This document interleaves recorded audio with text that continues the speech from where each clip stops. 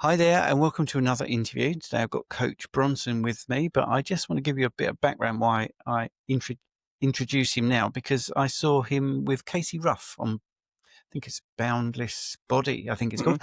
And I thought it was one of the most respectful, intelligent conversations that I've watched for a long, long time.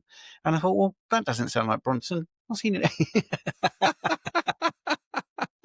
But yeah, he's great. So, Coach Bronson, nice to speak to you again. Hey, absolutely, Stephen. I appreciate that because I really do look up to what you do, and you are very um, deliberate and constructive whenever you put out content. So getting that feedback from you makes me feel good about kind of what I'm doing. So I appreciate that. Thank you. Yeah, and I mean, my little summary is just one of those things. I don't want to get into the weeds on the actual thing we're going to talk about because we're going to go into something else. But what I saw in that interview is something that's missed. It was sort of touching on people adding carbs back in and quitting carnivore and all that sort of Hmm. clickbaity sort of titles. And what you and Casey both said is one thing that everyone is missing is there's people following you, and they followed you for a long time, and you're giving them this information, and you've sort of left them in the lurch, for want of a better word. It's like if I suddenly came on and said, "Oh, by the way, I've gone vegan." You've got all these followers, you know, yeah, Oh gosh, and yeah. and you're suddenly letting them down. And if it's something that works for you, that still doesn't mean it's going to work for them. And I just thought that was very respectful and an interesting and good way to look at what's happened. But that's not what we're looking at today, is it? Really? No, today we had a much bigger discussion.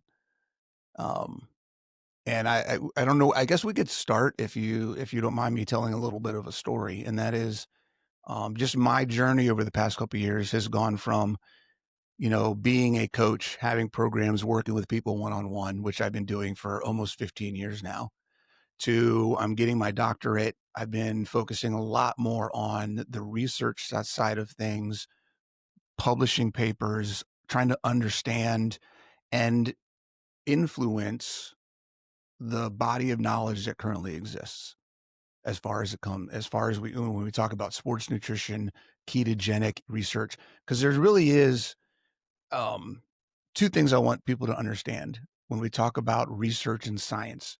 Outside, we can probably have a whole hour discussion about the religion of science and how that's messed up, and we need to stop looking at science as an idol. But it does play a role, and it is very important.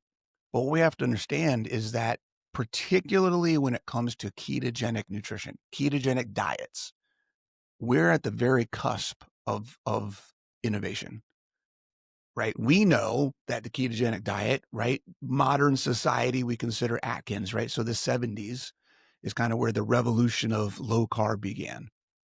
We also know that factually, 1862 is really where it started. And then if you go back even further, we say, oh, the Mongols were carnivore and they took over the world, the known world at the time, right? We could make justifications and go back as far back as we want. And we could say the cavemen were ketogenic. All that is great. Where it comes to modern understanding and where the science is, number one, the ketogenic diet is the most studied diet in the world. Number two, of all of the research that's been done on that diet, the ketogenic diet, in the last 20 years, 50% of it has happened in the last 5, right? We are just now. We, as in, when I say we, I mean society, the world, the scientific community as a whole is just now starting to get the data, starting to get the information.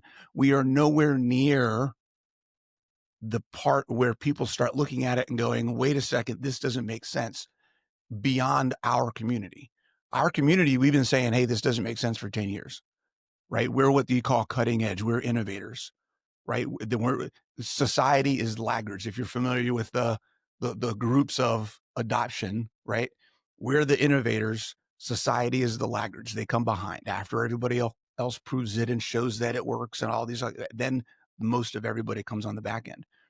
So understanding that, um, I'm feeling much more driven to not focus on social media as much, and not focus on making content. My content is going to be publications. My content is going to be trying to push the paradigm shift in science as much as possible over the next however many years it's going to take.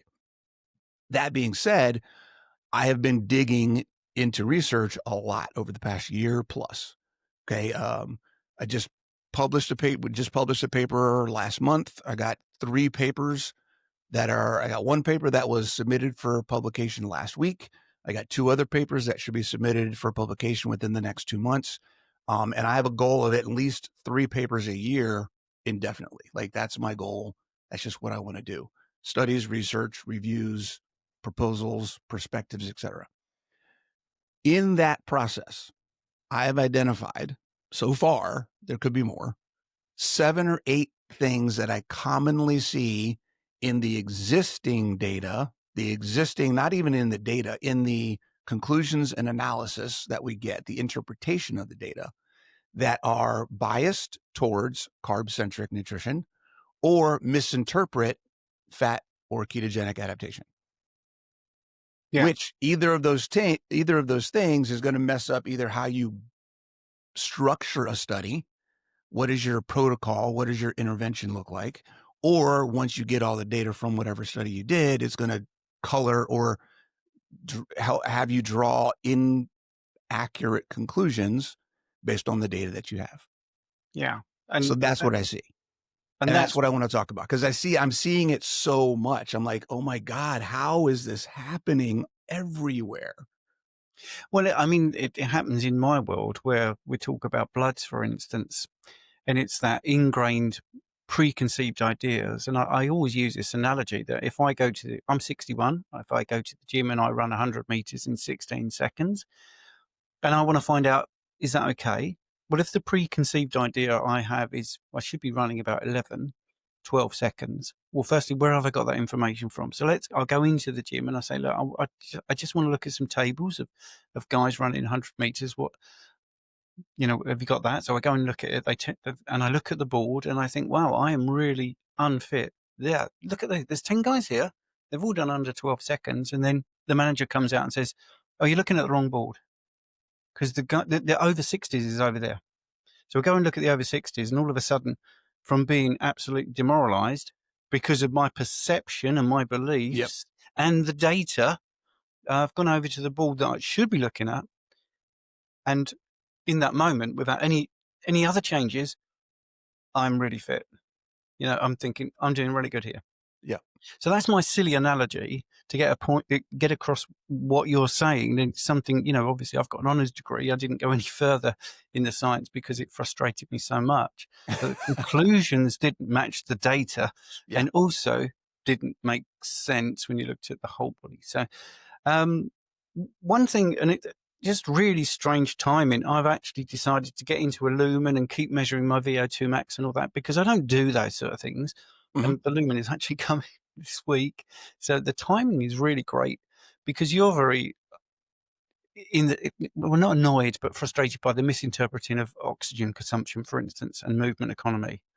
And my little analogy that I've got to set you up, and then you can go into and actually do some science rather than some analogies. But I like my people to know what I'm talking about.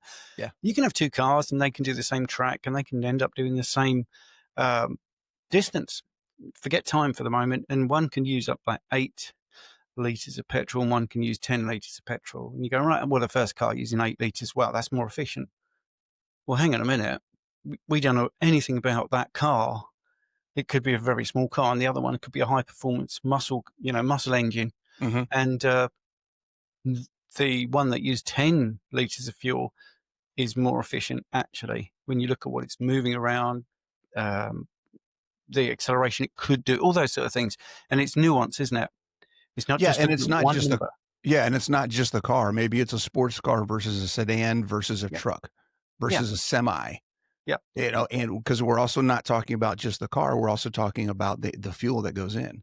Yes. A sports car using E85 is going to perform at a very different ratio of performance and economy than an 18-wheeler running diesel.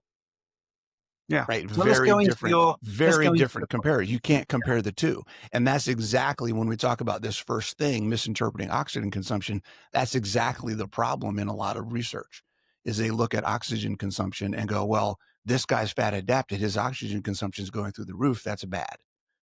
He's less economical because he's using more oxygen to create energy. So before we get into that, because that's actually the reason I put that first is because that's actually the paper we published a couple of weeks ago or about a month ago now, was specifically addressing the oxygen consumption and movement economy. But we have a total. How many did I send you? I think I sent you 8. We got 8 things. So we got misinterpreting oxygen consumption and movement economy, and misinterpreting ketosis as adaptation without understanding metabolic flexibility. And that's a Mhm. huge one because metabolic flexibility is the core of adaptation. Um, inappropriate, that's not know what the right word is. Ineffective washout protocols, Oh, wow. Yes. right? That's a Because big one. washout Yeah. protocols, when you're talking about ketogenic diet, there's almost no way to actually do a washout. Mm. And we'll talk about that. Performance claims. This is one that I see very often, which boggles my mind, and that is predictive performance claims. So they'll do a bunch of tests and they'll report indirect calorimetry, they'll report metabolites, and then they'll say, based on these, performance is worse. But they never actually recorded or published performance data. There's no time to exhaustion. There's no time to completion. There's no power. There's no speed. There's no actual weight move. There's no performance output, but they make output claims. So that's something we see a lot. Conflation. This is another common one. Conflation Mm. of high fat with ketogenic, Yes. right? So carbs are at 150, but they're calling it a ketogenic diet. That's one that we see a lot. Yeah. We'll talk about why that's not good. We got performance conclusions based on mechanistic proxies, okay, while ignoring other proxies. So and Mhm. this is an example, we're going to talk about why VO2 isn't really the only thing, but it happens a lot. And that is they'll say VO2 increased or oxygen consumption increased, movement economy decreased. That's a proxy for performance that technically got bad when someone went ketogenic. But at the same time, blood lactate concentrations go down, blood glucose is managed, right? Inflammation markers go down. All these other things that are good are happening, and for some reason, those things are never discussed in the papers, Mm. right? It's like they report the data sometimes, but they only discuss the bad part. It's really frustrating, so annoying. I have looked at easily hundreds of studies. I've only seen 3 that included electrolyte supplementation in the ketogenic intervention. It's amazing. Okay. And then the last thing, number 8, is misusing mechanisms to justify carbohydrate superiority. This is where you see in the discussion section, usually, which is where the authors of papers really get to kind of have a little bit more editorial freedom. It's more their interpretation and their narrative that they want to kind of provide in their understanding of the data. And that's where you see the rhetorical conversations of things like carbs stimulate insulin, which is more anabolic, which is why a ketogenic athlete may lose lean mass during their intervention, et cetera. You see things like that, without mentioning that the opposing or the compensatory other mechanism within the ketogenic frame that does the same thing. Mm. So they say, hey, if carbs do this and it's a good thing, we're not going to mention that under a ketogenic diet with fat and protein, you can also stimulate insulin.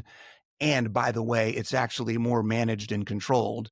It's not as spiky and it lasts Mm. for longer, which supports more of your anabolic window than they don't talk about that side of things. So that's the 8 things. So those are the 8 things. We'll get into a little bit more. That's just a brief intro. The first one was the first paper, the paper that we put out about a month ago on the oxygen consumption, came about from some work that I was doing initially. Are you familiar with the International Society of Sports Nutrition, ISSN? Well, I'm not. No, I know of them. Yes, but Yeah. not. Yeah. So they are probably the world's leading organization when it comes to sports nutrition.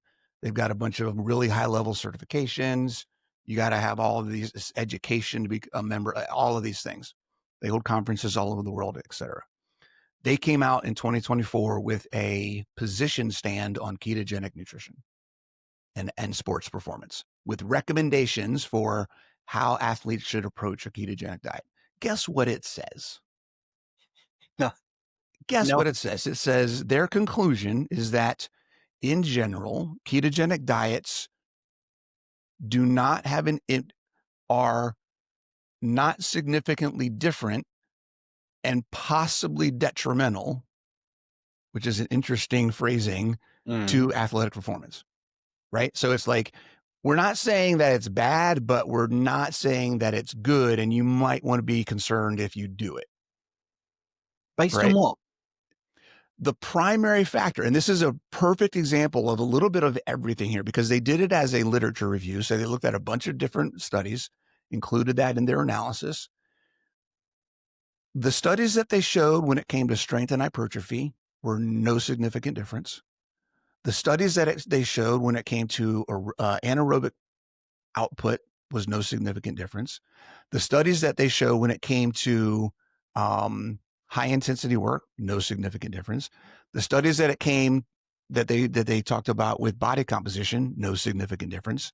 The studies that they referenced and talked about when it came to endurance performance, the only issue they had was movement economy, right? They Hmm. acknowledged lactate reduction, reduced glycogen utilization, reduced inflammation. They acknowledged all these other factors, but their sole reasoning behind claiming that ketogenic nutrition across all modalities was possibly detrimental came from endurance only and a singular focus on oxygen consumption and movement economy. Like, what are we doing? Right. So that got me. I saw that, I read that, and I was like, I want to do a rebuttal.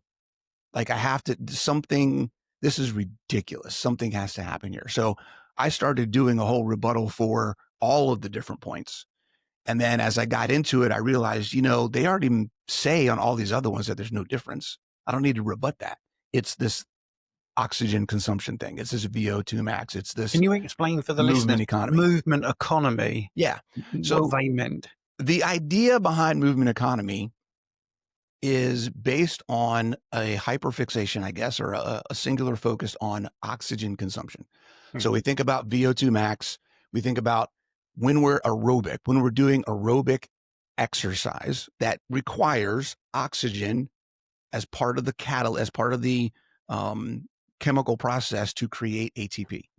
So it's not anaerobic. I'm not using stored glycogen. I'm not using phosphagen. I'm not using anaerobic glycolysis. I'm using oxygen as part of the equation. When your oxygen increases, this is how the calculation works. The more oxygen you use based on the work that you do, and that work could be time to exhaustion, speed, power, whatever work output they're measuring, is basically the ratio of how much work you did to how much energy you had to use to do that work. Okay, so the higher your oxygen utilization is, for maybe it's your percentage of effort at VO2, right? I was able to work at 85%. This was my oxygen utilization. If I'm able to work at 80% and my oxygen utilization is lower, then I'm more economical. I'm Hmm. spending less oxygen to do the same level of effort. Here's the problem with that. And this is why when we apply that to a ketogenic or fat adapted athlete, it doesn't work. And that is because baseline oxygen consumption for a fat adapted athlete is already higher. Yeah. Fat is primarily it's not even primarily. Fat is only an aerobic process, fat oxidation. So you need oxygen for it to be broken down in your body and used for energy. If you're increasing how much fat your body's using, by default, you're increasing how much oxygen your body needs. So when you look at an athlete who is now fat adapted and they're burning more fat in general, of course their oxygen is going to go up. That doesn't mean they're working harder. It just means they're using more oxygen because they're using more fat. Yes. And there's no acknowledgement of that, which is why we wrote the paper. So we took this concept and we said, okay, look, there's two main areas where this is wrong. Number one, if you're using more fat, then you're going to bias any equations by not including how much more fat you're using. So we take the RER, which is the respiratory exchange ratio, and we say, hey, look, if I'm 0.75 in my RER at whatever percentage of work, we're going to take that and we're going to normalize your VO2 with that 0.7. So we're going to say, hey, if my VO2 is a 4, if I take this 0.7 and throw that in, my VO2 may actually be equated to a 3.7, whatever that equation comes out to, right? So it brings it down and says, look, we're going to try to make things as equal as possible. So we're evaluating at the same level. So the measurements are equated. Another thing that we did is we said, well, not only, and that's one, so we proposed two equations. That was the first equation. The second equation was looking at, well, wait a second, not only is there more fat, there's another equation we need to look at, and that is the molecule cost of ATP is different. Yeah. So this is something that we see in a lot of areas in health and fitness. And that is anytime there's a ratio or an equation where we're comparing two things, for some reason, the community, science community, health coach community, whatever, always wants to focus on one, never both. We see it in body composition. How much focus is there with people to lose body fat?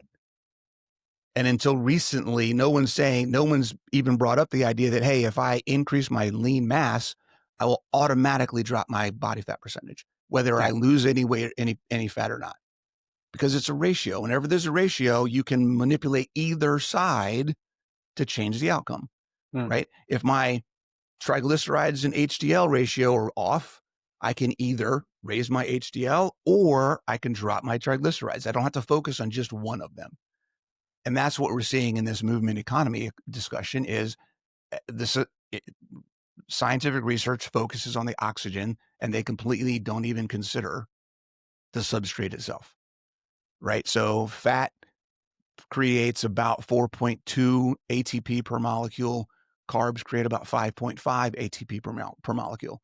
So you think, oh my gosh, fats are less economical from that perspective. But when you actually do the equation and you look at how much ATP is produced, we have a whole different story.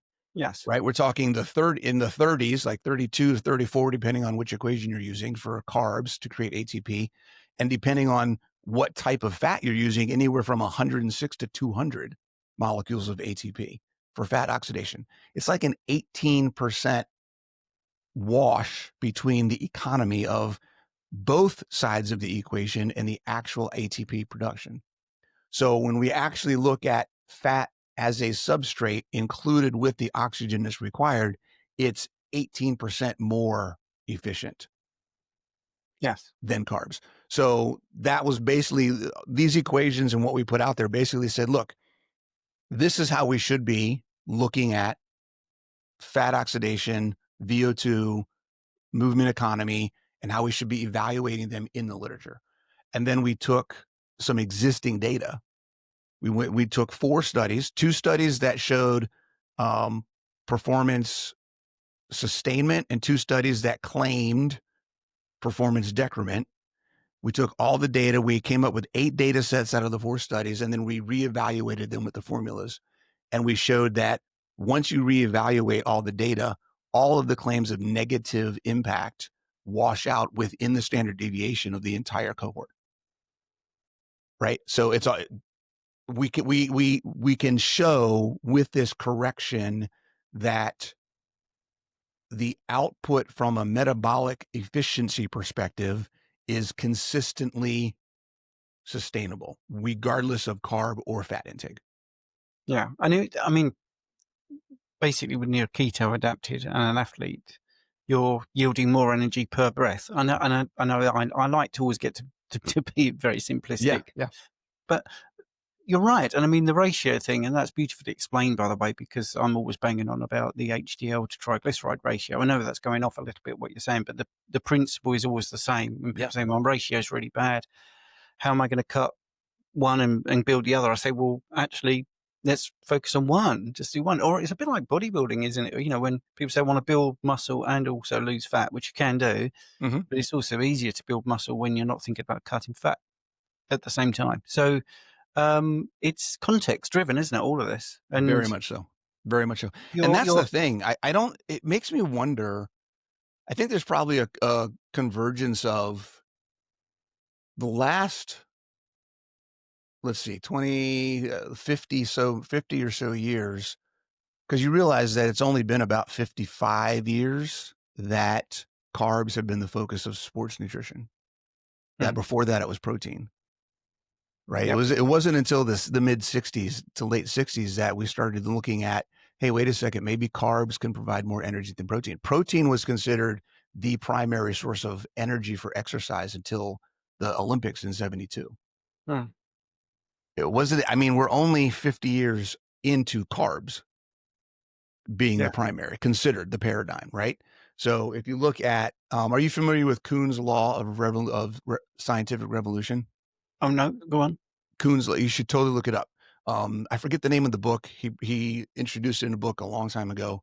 But basically, we have a paradigm, current paradigm. Here's what everybody believes. Here's how we do things. It's just the way things are, right? It's all the stuff that's not written down in the book. We just know where to go and how stuff should work. That is what I think we're dealing with right now in current nutrition research. All of the institutions have been teaching carb centric nutrition for 50 years, right? Many, if most of the existing people doing research don't even have a comprehension that there are other pathways besides carb centric pathways. The idea of fat adaptation being a different metabolic profile, I legitimately think most researchers couldn't comprehend, because they've never even been introduced to the idea. I'm going through the training now. I just finished my master's. I'm in a doctorate program. There was never a single mention. I take that back. There was a mention in some of the articles we were given about ketogenic nutrition being a fad diet, but there was no educational material about here's what a ketogenic metabolic profile looks like versus here's what a carb centric profile looks like. Everything was assumed to be carbs. You get words like carbs are the preferred fuel, Mm, right? Your body goes to, when carbs are not available in starvation mode, like everything is negative or assumed that carbs have to be the default. And that is the basis of our nutrition education right now. So I think the biggest issue is researchers don't even understand the difference. And then I do think there are a subset of people that are more prolific and maybe more aware who have persisted with a message for so long that they're just unwilling to admit that they haven't included some things and refuse to change what they put out. So that's just another yeah, discussion. and I think things like the Global Energy Balance Network, which was corrupt to the core and funded by Yeah. Coca-Cola, has a lot to answer for. Yes, well, I think that's a good intro into where you're going. So, do you Mhm. want to get into the next? Yeah. So that's the first one. So Yeah. oxygen consumption, movement economy. The next one is not directly with the research itself. It's more about the messaging and the perception based on things like the title or how they define things in a study. And that is misinterpreting. Well, I take that back. That was a different one. Sorry. Misinterpreting ketosis as adaptation. This one really has to do with duration Hmm. and the length of time that interventions are going. Many interventions, ketogenic interventions in studies, I would say the majority are between 4 and 8 weeks. There's a handful, there's a good number of them that are 3 days, 4 days, 5 days. There's a lot of them that are 2, but I think 4 to 6 is probably 4 weeks to 6 weeks is probably the sweet spot. There's a few that are at 8 weeks. There's a couple at 10. There's a couple at 12. I think there's one that I found that was like 24 months. There was one that was like 10 years or something. Like there's some outliers for the super long ones, but in general, which makes sense when we're talking about the logistics and paying people to come do these studies, and you got to get lab time and all this other stuff, right? You can't have it's difficult. And when you're dealing with athletes don't want to take 12 weeks, 24 weeks, 30 weeks, whatever, to try something that could be a detriment to their performance. They don't No. want to do that. So we understand that. What we need to, though, acknowledge is that it's very likely in most of these studies that the athletes are not fully adapted. So when you look at the study, and this goes to what we were talking about before you started recording, the reason I'm going through these points and the reason I wanted to come on to your show and talk about this is because I want people to have kind of a checklist where they don't have to really understand the science. They don't need to go educate themselves. They don't need to spend 2 hours reviewing a study to find out all the ins and outs about what is the method and how did they do their statistical analysis, et cetera, et cetera. These are 8 points that you should be able to just look at. And if an influencer gets online and says keto's bad for this or keto's good for this, whatever it may be, you can pull that study up real quick and just ask a couple quick questions and identify if these things are covered or if they're following or falling into any of these biases or misinterpretations. That's really all this is. This is for you guys as listeners to kind of build a checklist to say, hey, here's an easy way for me to go look at these studies. Because I know most people don't want to spend time learning how to analyze research. But the studies and why this is important.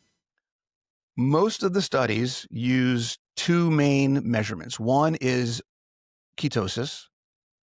And the other one is increased fat oxidation. So utilizing more fat. Mm-hmm. Now, we know that both of those things can be highly variable in an individual. We also know that they can be, They can be manipulated. Yep. Right? If I could eat some French fries this morning or potatoes, hash browns for breakfast, and then slam a ketone IQ, Mm-hmm. and then, oh my God, I'm in ketosis. Woohoo! Right? Yeah. Like that doesn't mean anything from a metabolic adaptation perspective.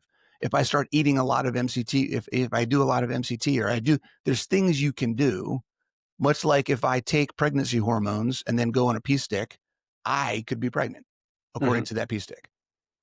Yes. But that's not quite how it works. No. Right? And we all know that. So the idea that just using ketosis as the marker for adaptation is an incomplete and likely invalidating measurement. Absolutely. If that's all they're measuring, right? If they're not including any measurements and this is the challenge because we don't have them yet that I know of. When we talk about actual adaptation, increased fat oxidation and ketone production is 1, 2 out of 7 actual processes that I'm defining as metabolic flexibility. So when we talk about fat adaptation, we're talking about the body's ability to access and utilize internal energy sources, right? What that means is I have to be good at breaking down body fat. So that's lipolysis. Mm-hmm. I have to be good at accessing stored glycogen. So that's glycogenolysis. Correct. I have to be good at producing more glucose from the substrates available. That's gluconeogenesis, right? I have to be good at oxidizing and utilizing the glucose that I do produce or access. That's glycolysis. I need to produce more ketones. That's ketogenesis. And I need to be good at utilizing fat. That's fatty acid oxidation. That's 7 separate processes that have to function efficiently and uninterrupted. That's a key in order for me to actually become fat adapted. right? Yes. And every single one of those comes with its own bucket list of enzymes and cofactors and proteins and other things that they need in order to function. So when we look at just ketosis, oh, they're making ketones, they're fat adapted. That's so far off. Yep. It's So far off. yeah. And as Richard, you mentioned Richard Smith, he's famously always 0.2. So he would be thrown out of tons of studies because he's not in ketosis, but his utilization is not being looked at. Yeah. You know, my thing with bloods is what's in the blood, not what's in the tissues. So we're looking at a proxy marker and making a guess. Yep. And you're absolutely right. I mean, people don't talk about ketolysis and everything. They just don't talk about the Oh, yeah, that whole. was the other one. Sorry, I forgot ketolysis. Yeah. Yeah. That was the seventh one. Yeah. I was politely adding that in for you. I'm like, I was counting. I was like, wait, did I do 6 or 7? I think you did 6. But but that's the whole thing about adaptation. People don't understand exactly what you just said because I did a Keto Mojo study to show that you can eat a ton of protein and not be kicked out of ketosis. Mhm. And Eddie Goki picked up on it. I thought it was amazing, sort of N=1, because my ketones were sort of 1.5, and then I was eating a really big meal, which is allegedly going to throw you out of ketosis, and it didn't. But you see, it's just nuance, and yes, that's an N=1. But I get what you're saying. There should be a checklist of all of those things, which there never will be. And I think a lot of researchers will say, "Oh, that's a lot of measuring. We can do a proxy thing because normally when someone's got ketones of 0.5, then their glucose is going to be this, and that happens all the time, doesn't it? Yeah. It's all these Yeah. assumptions. It's not observation. It's not recording. Sorry to keep going back to bloods, but you know, when people LDL, well, that's not measured. The GFR, that's not measured. It's all estimated. You know, and it's rife in studies. I mean, literally, I take my hat off to you for doing the masters, because at the end of my honours degree, and I'd gone through for my final piece 5 different studies and had 5 different arguments with my tutor about the studies, because they didn't. Not one was backed up by the data, and the data Yeah. was really nebulous, and it's frustrating. So I'm loving what you're doing, which is why you're here. But yeah, so I've interrupted. No, You it's good. Yeah, you carry on. You take over, yeah, mate. and that's this conversation about the misinterpretation or the reliance on ketosis or fat oxidation as the determining factor for adaptation is where we get into the argument of most interventions are not long enough. You know, we see it clinically. You've seen it with your clients. I've seen it with my clients. I've seen it with my personal life. You know, it took me 90 days to really start feeling like things were changed, where I could see my energy return. I could start lifting back and exercising the way I did beforehand, where the aches and pains and all of the other issues were gone. And that transition, you know, there was some benefit that I got a month in, 2 months in, but it took at least 3 months for me to really go, okay, this is really where I'm starting now. And there were still things after that, right? If you talk to Richard Smith, he'll say he thinks it's up to 12 months. And if you talk to, I think, Volek and Finney, they'll say 12 to 24 months. Yep. Right. So essentially, the longer you go, the better it is, which shouldn't surprise anybody. But, you know, I think from a study perspective, it's really challenging. And goes into the next discussion of washouts. It's really challenging if, number one, there isn't a consensus on how to define adaptation right now. Which is a struggle. So this isn't necessarily a bias in people making a choice to do it this way, even though they know there's something better. It's more of a logistic or an operational issue where there is no standard definition that includes more of the physiological markers other than ketosis and fat oxidation. So it's kind of hard right now to say, here's what we should now. Should somebody maybe write a paper that provides a framework? Absolutely. Is that on my list? Absolutely. But that goes to the next discussion of washouts. You're familiar with Robert, is it Robert Ludwig? Yes. Yes. He came out with a paper that is absolutely brilliant a few months ago. And it's on the problem with washouts in nutrition research. I am going to base one of my papers that I'm going to be writing is going to be proposing a washout framework for ketogenic research. I'm using that paper as the basis for everything that I'm going to write. It is phenomenal. It breaks down the issues, it breaks down recommended structures. Like, it's fantastic. I highly recommend go look it up. Ludwig washouts. Just Google that and it'll come up. It came out this couple months ago. Um, the challenge with washouts in a ketogenic intervention is that there's no diet that is neutral. When we talk about adaptation, we talk about metabolic function. Anything you do, your body's going to adapt to fit that input. So if I'm going from a carb-centric diet intervention to a ketogenic intervention, let's say I'm doing a crossover study, whatever break I put in between those two interventions, if it's a week is not enough time to come off of one and then automatically be adapted to the other. That's assuming the week is starting the adaptation. Most times it's not. Most times what you see in studies is a week of habitual or conventional diet as the washout. Which Well, is what good does that do? it's a different physiological state anyway, isn't it? Yes. They're already doing that, right? Yeah. So I'm coming from a carb-centric diet to a washout of carb-centric diet, probably an increase in processed foods and who knows what else, because a lot of these are habitual, which means they're not controlled or not prescribed, right? Or conventional, which also means standard American diet. So they have a washout period of a week to 2 weeks of eating crap or eating a ton of carbs or who knows what. And then they start their ketogenic intervention, which is only 4 weeks long or 6 weeks or 8 weeks long. And then if it's 8 weeks, the first 4 to 6 weeks is still adaptation, right? Technically, you could say the whole 8 weeks is adaptation still. They're not fully adapted. So when we talk about washouts, it's really challenging. This, to me, is one of the top reasons why most crossover studies that do keto research, ketogenic intervention crossover studies, are likely inaccurate conclusions simply for the washout factor. I think it's a big enough variable that is not accounted for that completely says, I cannot honestly say that I think your conclusions match your protocol. Absolutely. Or that they are because of the diet, not because of something in your protocol. The method is impacting the conclusion in this instance. And it is, I mean, it's so important. Last year, I did a continual glucose monitor experiment and added some carbohydrates back in just to show what I used to eat and what effect it has on my blood glucose. For instance, I used to have like 40 grams of oatmeal, in the morning. Oh boy, And yeah.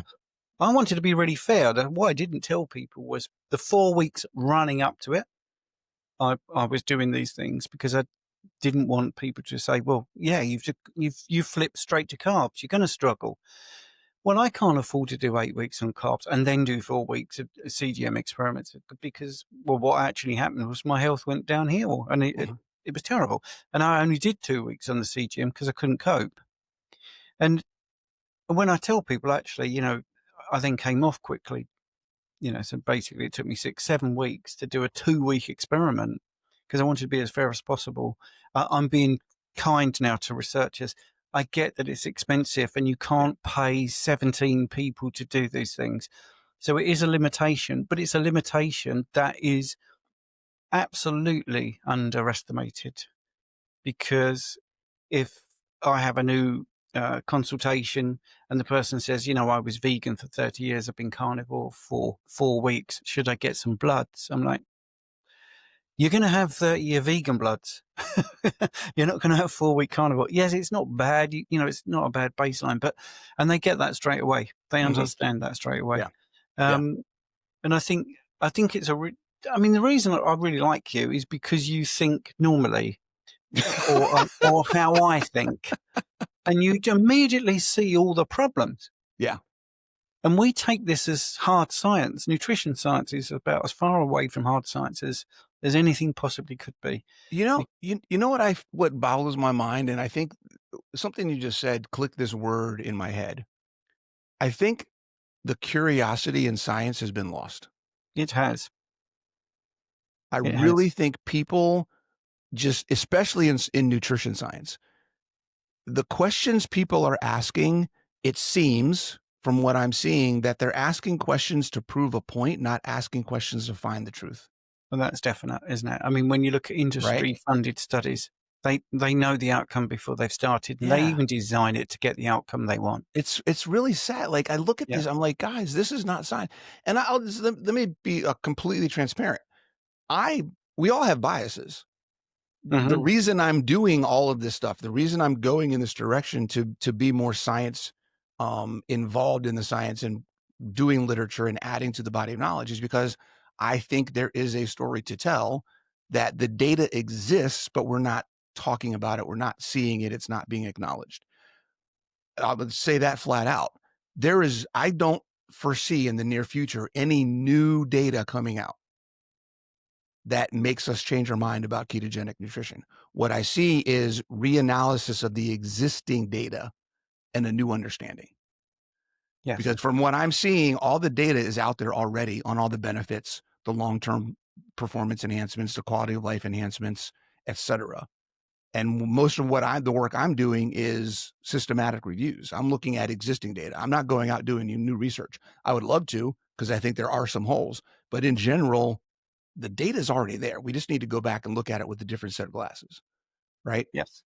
But as far as biases go, one of the papers that I'm working on that I'm just we're weeks away from submitting, is asking the question, does carbohydrate supplementation improve CrossFit performance?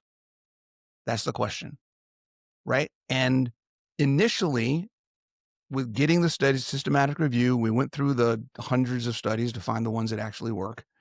We get that group of studies and looking at everything and looking at all the conclusions and looking at everything on the surface. To me, I'm like, yeah, it's not showing much of anything, right? But then as I dig into it, I realize, wait, this one's showing an improvement. This one's showing a decrement. This one's showing an improvement. This one's showing a decrement. So in the analysis, I had to acknowledge in some instances, it did show a decrease in performance. In Yeah. other instances, it does show an improvement in performance, right? So you have to acknowledge the data as you see it, Mm. and don't keep the things that you don't want people to see unmentioned. Yeah, it's And that's what we observed. see all the Yeah. time, Yeah, right? and You that's the have to put it problem. all in there Yeah. because the What you science doesn't observe. work if you don't. Yeah. Yeah, but that's science, isn't it? What you observe needs to be reported and then not adjusted. And I'm going to be picky with what you've just said because we're both curious, you see. Yeah. Because when I did my advanced personal training certificate and we had to do a bit at the end, like an essay, my thing was about injury prevention, right? And Mhm. my tutor was not happy. I passed, obviously, but he said, I don't really think that's what people want to talk about. I said, okay, do you want an athlete that can do 100% their best 6 months out of 12? Or do you want one that can do 95% 12 months of Yeah. the year? Right. So even if you do get an increment in performance, what about the lag on other things that are not measured, like your tendons, your ligaments, your synovial fluid, whatever? 100%. Are you able to take that forward? So when people talk about the GOAT, the greatest of all time footballer, I mean, I know you're not a soccer Mhm. fan, really, but when they say Ronaldo and Messi, well, the reason those two in particular come up is not only are they brilliant footballers, they did it for a long period of time, Yep. again and again and again. It's repeatable, and I see soccer players and they come on the scene, they're fantastic. Next year, they're nothing because Mhm. they can't repeat it. So it's also how we deem performance enhancement, or I would say, using an N equals one, this way of eating, I'm never injured. I'm never injured. 61, I can play five-side soccer for, an hour, and everyone's at least half my age. Yeah. And I'm back the next week. And the rest of them, they're a bunch of wussies, all right? Because they're, messaging, oh, I can't, I've got a bad hip, I've got this, got that, And I think that's never, I know it's not very sciencey, but what is the point of Oh, athletic it's performance? It's actually to very not be injured. sciencey. Yeah, Yeah, yeah, it's to be very, so healthy. there's actually a new term that's been coming out in exercise science the last 4 years or so. It's kind of come over from the, um, what's the word I'm looking for? From the research and what I don't even know what this is called. What is it with the research of the elderly? Is there a word Res- for that? Geriatric oh, research. yeah, Thank you. yeah. There is a Geriatric proper word, research. but it is, I'm like, yeah, I know there's a word, it yeah, was just gone. So it's come over from the geriatric realm, the health perspective, and it's physiological resilience. And it's mm, the ability to combat fatigue, the ability to sustain performance over periods of time. And I don't think, little segue conversation, but you brought it up, so I'm going to go there. I don't think there is a case to be made for ketogenic nutrition improving acute sports performance. Everything that I'm seeing, whether it's a 5-day intervention or a 12-week intervention, performance is about the same. mm, The difference is in physiological resilience. yeah, The difference is in reduced inflammation, reduced recovery time, mhm, increased training volume, consistency of effort, sustained performance, and longevity. That's where the difference comes in, which can only lead to improved performance over time. So not only can the athletes perform for longer, not only can older athletes who are in their 30s, 40s, 50s, and 60s go, hey, wait a second, I can get back to where I was a few years ago and not feel like crap every day. yeah, Been there, right? mhm, I started this whole process in my 40s, guys, and I could barely, if I worked out 2 days a week, that was a good week, mhm. right? I'm currently doing 5 or 6 days a week right now, and I feel freaking phenomenal. And I'm 53. So this works You because youngsters, of those other things, not because my performance got better. yeah, So yeah. I I want to totally, just, I'm going to zip back very quickly to the washout period because yeah. the problem with our conversations is we're actually both curious and interested rather than sticking to the prescribed script. Yeah. Um, there was a thing going around about methyl glyoxal, which is a substrate when you're eating this way, which is allegedly more glycating. And the study that Paul Saladino used was 17 men, 4 weeks. It's the Yeah. same one that Feldman keeps pushing. Keep Right. going. Now, yeah. Yeah. Now, there was a study in 2017 that was longer, and what they found was acetoacetone degrades methyl glyoxal. So actually, when you adapt, So wait, so acetone, but supposedly acetone increases methylglyoxal. no, it degrades it. It So degrades it. okay, It hold on. lowers the number. So our body works out, oh, there's a bit more of this floating around. We need something to degrade it. So it does. Hmm. Well, you don't get that in 4 weeks, but you get it in 8 weeks. So and that's so yeah. You're looking this up now, aren't you? Well, because I literally. So here's the deal. I literally just had a little bit of an internet spat with Jay Feldman on this exact conversation. Oh, And he doesn't know what I he's talking decided about. to just, you know what, I'm going to let him say what he's going to say. It's on his page. I'm not going to spend any more I've written time. this up in my Substack, Can, 2017 could you study. send me, Yeah, whatever you wrote yeah, up? yeah. I'd love to see that because I said the same thing. One of my critiques was this paper is only 4 weeks and it wasn't even consistent. Some of the participants did 2 weeks. Some of them did 4 weeks. And they're showing this methylglyoxal Yeah, increase. 17 obese men, and it's and also the noise around the difference. Actually, when you look at the confidence intervals, they actually overlap. So there's nothing to see, to be honest. Yeah. But anyway, right, Yeah. let's get back to the So script. yes, I 100% agree. Yes. Yes. Yes. Yes. Yes. All the yes. So go to your next thing, Bronson. Okay, so the next thing after washout. So that was we got oxygen, movement economy, ketosis as adaptation, washouts, and we have performance claims with no data. Mm. This is I don't even does there need to be much more explanation? No, not This is what really. happens when you get It's a a study that prediction. says ketogenic diets impair performance in triathletes, let's say. And then you look at the study and they have VO2 max, they have lactate, they have RER, they have a handful of other metabolites, and they've calculated movement economy or some other thing, oxygen consumption. And they said, based on these metabolic parameters, performance is reduced. That is a infactual statement if there Mm. is no actual performance data. It's a If there prediction. is no time to exhaustion, time to completion, work output or any actual record of what did they do, how many watts did they do with something, then that is not a statement that should have ever passed peer review Absolutely. because it is infactual, flat out. And that is one of my biggest problems with virtually everything to do with bloods, because a lot of it is proxy markers. If this is this and this is that, then probably this is going to be this level. And they actually write that in the blood test and put a red flag on it or whatever. And it's incredible. And it passes as science when it isn't. And I can't remember what he calls himself, psionic or something like that. He was talking about a study on low carb and admitting at the beginning that this study doesn't actually have anyone on low carb. I think it was something like 43% of the ingestion was carbohydrate. Yeah, He that'll said, be the next one we talk about.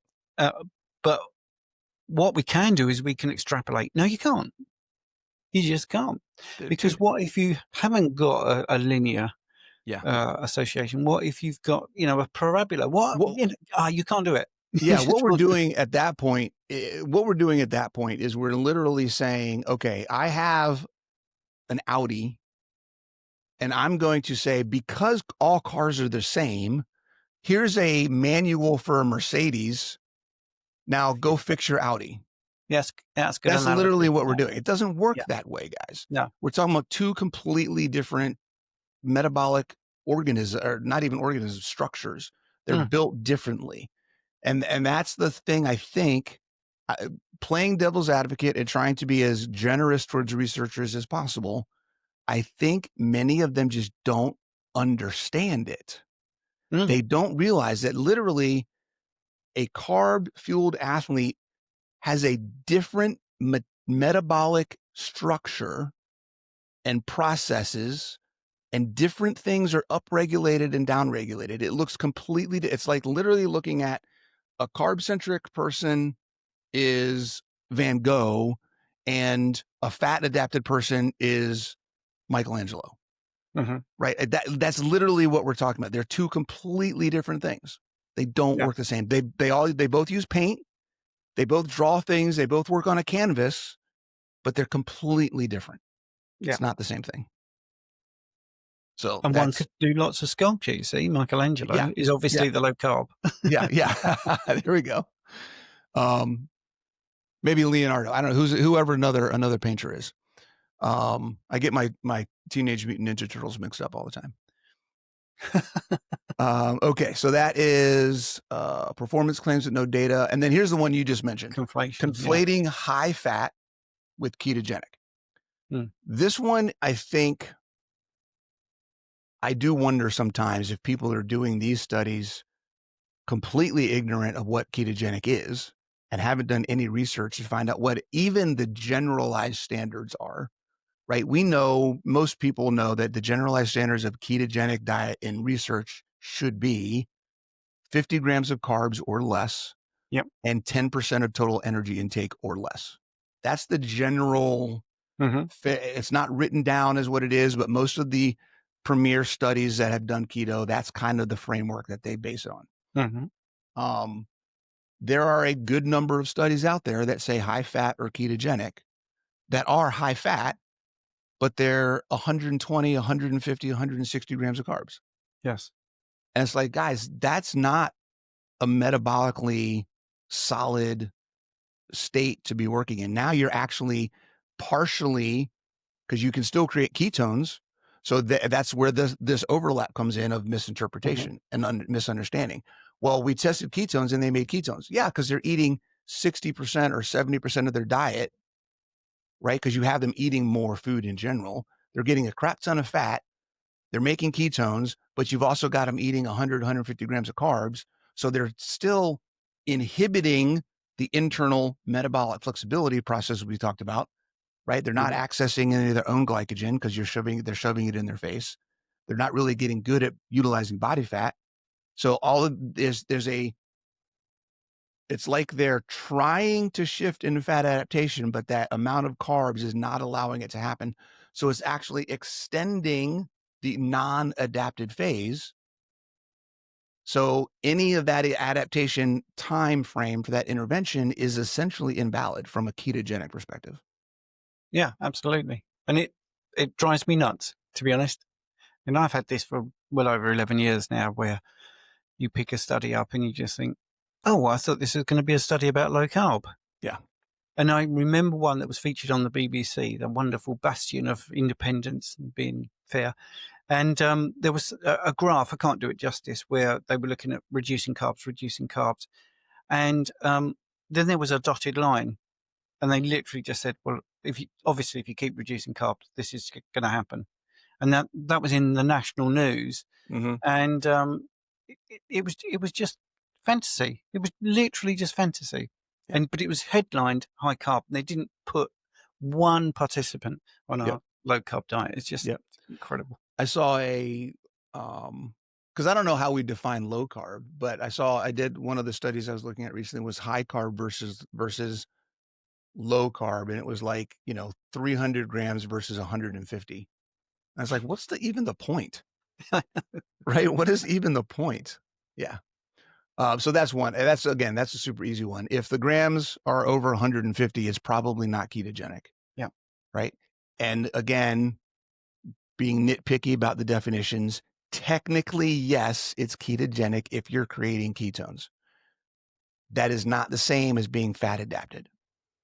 No, absolutely. Right. And this is where we get into the nuance of who's defining what and where and how, and the difference between therapeutic carbohydrate restriction and therapeutic ketosis versus, I don't even know what all the other terms are, but for the purposes of this discussion, when I say ketogenic, I'm saying fat adapted in efficient and improved metabolic flexibility. Yeah. Which is more than just ketosis. Yeah. That's what I'm talking about. The next one I'm really interested in: performance conclusions based on mechanistic proxies while ignoring contradictory markers. So this one we talked about a little bit because it kind of overlaps with the looking at other things, at proxies instead of just performance. Right.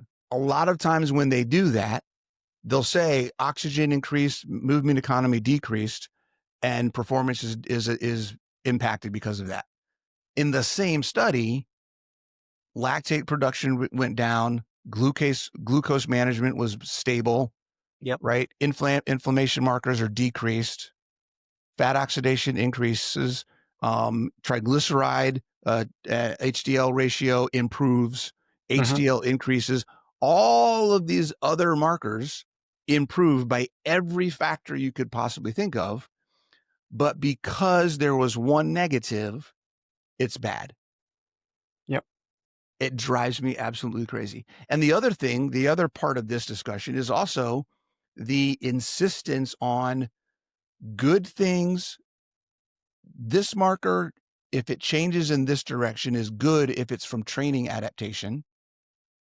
But if this same marker does the exact same thing based off of nutrition, i.e. low carb, then it's bad. Yeah. It makes absolutely no sense. If I have an untrained person and I give them a VO2 max and then I train them for 3 months and then we go back to their VO2 max and it's improved, their fat oxidation is improved, their stroke volume is improved, their plasma volume is improved, their output's improved, their lactate production. If all of these markers improve because they started training, that's a good thing.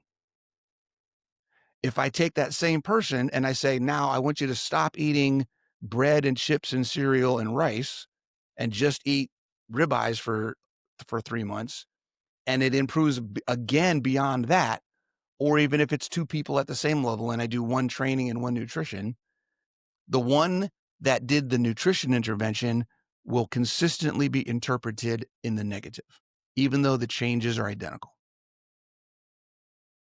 No, I know it's just very frustrating. And I can give you an analogy in bloods as well, because a proxy marker of alleged heart conditions is lipoprotein associated phospholipase A2, which they conveniently call plaque, right? Which straight away, right? Yeah. Straight away is, well, that's a bit interesting. So it's called the plaque 2 test.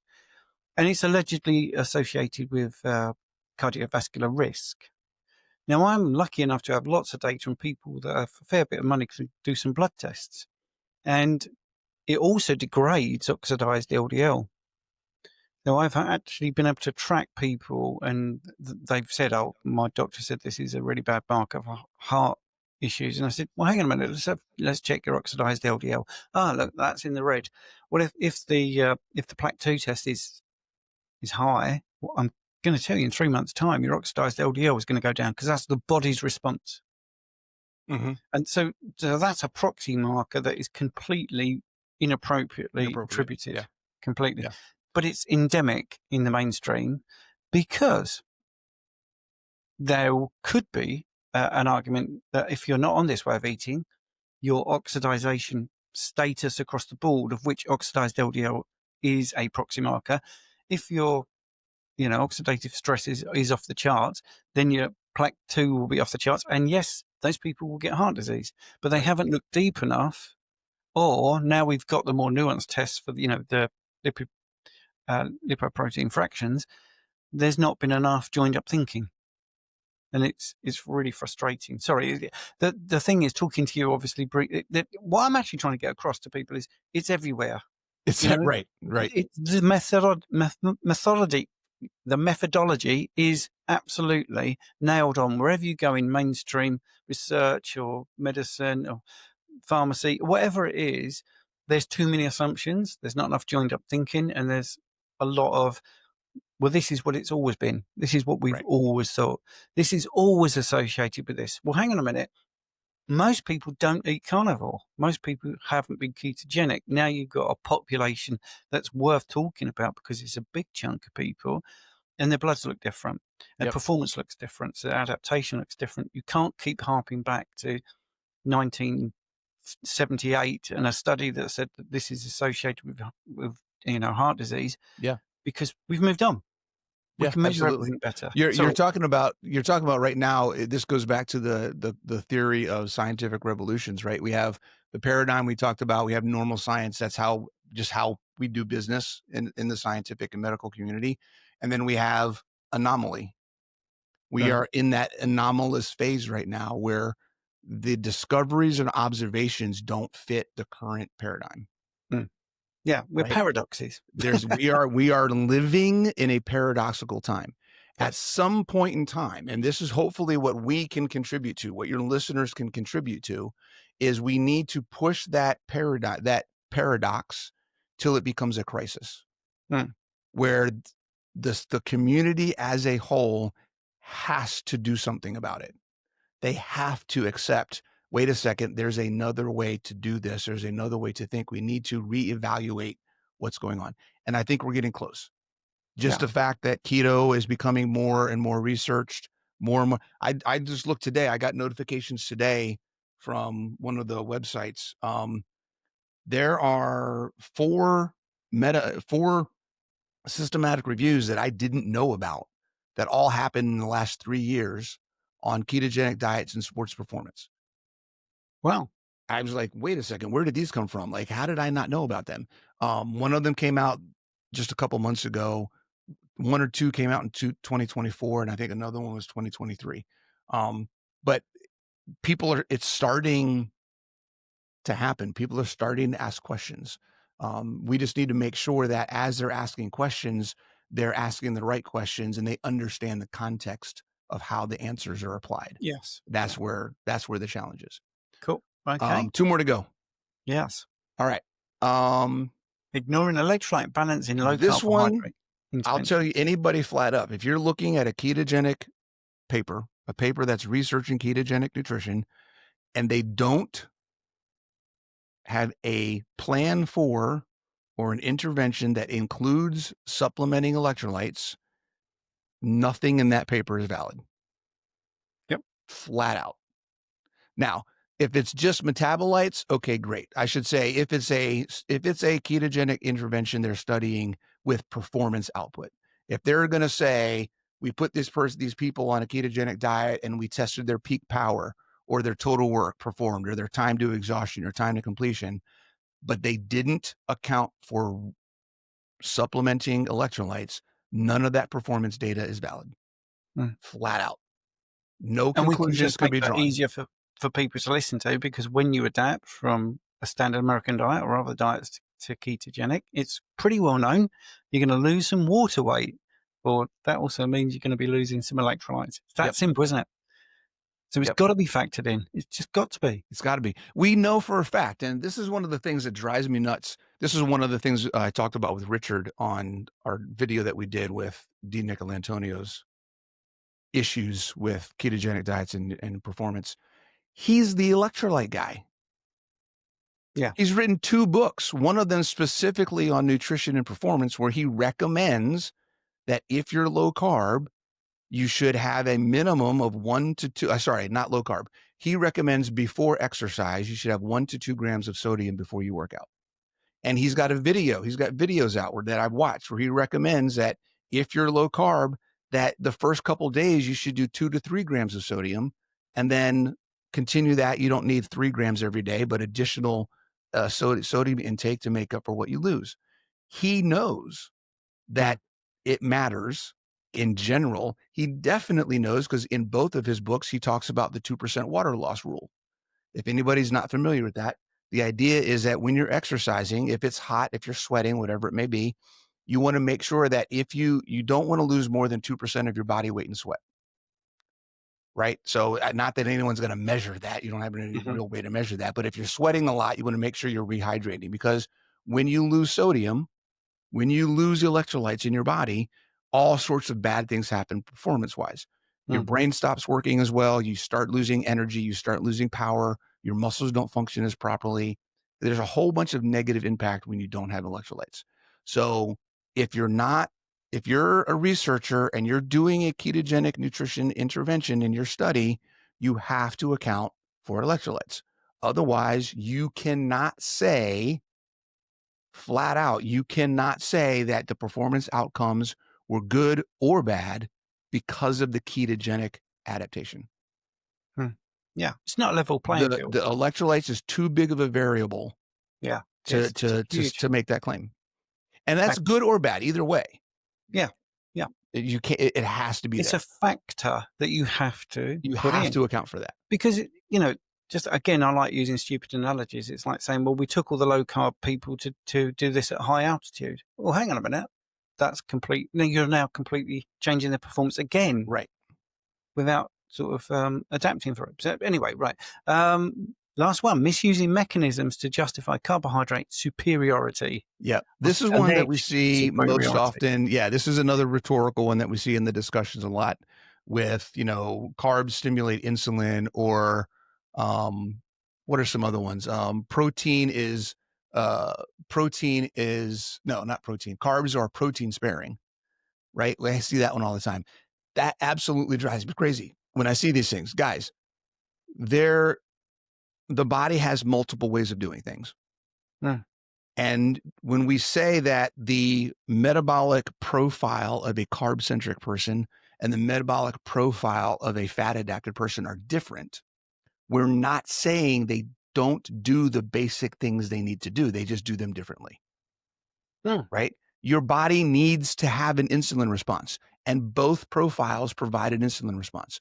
Your body needs to spare protein as much as possible because it's the last thing your body wants to use. So they both have mechanisms to spare protein.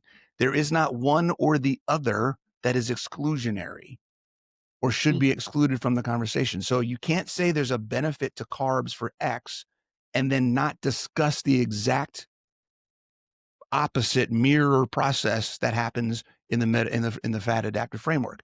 The problem is, I don't think most of these people know that there is an opposite in the fat No, adaptive. they They don't. don't know what the fat adaptive framework looks like. Yeah. And you're not going to be using amino acids when you've got an abundance of lactate and glycerol. It's just Right. that simple. Exactly. Just that simple. So that's where that comes in. It's like, hey, guy, we reference all of these things that are great for carbs and conveniently leave out the similar, or the comparable systems or processes that happen under fat adaptation. Excellent. Well, look, Bronson, that's brilliant. If you want to send me links to some of the studies that we've talked about so I can put it in the description, that'd be really great. I I'm wrapping up quick because I've got my live stream with Richard in Oh, about 10 okay. Tell him minutes. I said hi. So squeezing in lots of information tonight. I'll Yeah. try and get this video out in the next few days. Okay. I'm tied up on Monday, but hopefully I'll have it out on Tuesday. Have you sent me a lovely headshot? I've sent you some before, but I can send you more. That's fine. Yeah, if you can send me a more recent one, that'd be great. I don't know if it's lovely, but yeah. Oh, it'd be good. Yeah, I think this just needs to be continually mentioned. I'll send you that Substack of mine, by the way. Yes, please. Thank you. Yeah. So anyway, right. So did you want to add anything to get people to come to your channel or read Yeah, your I book? mean, my website is coachbronson.com. My YouTube channel is coach.bronson. I have a Facebook group called Gen X Performance. If anybody's interested in joining us old folks that like to work out and do stuff. And that's really it. My focus right now is getting this doctorate and writing papers. So I'm not doing any active coaching other than supporting the people in my group. Excellent. You've been a brilliant guest, and I'm going to stop recording now, but Awesome. stay in the studio, mate. All right. Thanks for watching, everyone.